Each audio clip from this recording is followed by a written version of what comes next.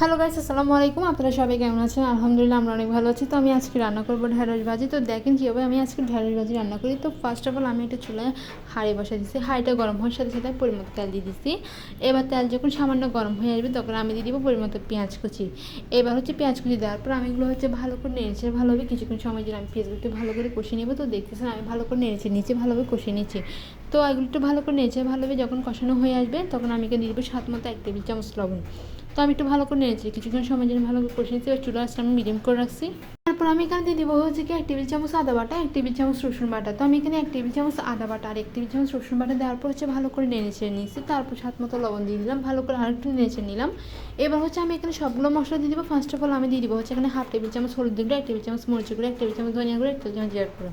Almost সবগুলো আমার মশলা দেওয়া শেষ। এবার আমি একটু সামান্য পরিমাণে পানি দিয়ে একটু ভালো করে নেড়ে নেবো। তারপর 4-5টা আমি কাঁচামরিচ দিয়ে দিলাম। দেওয়ার পর একটু ভালো করে নেড়ে নিলাম।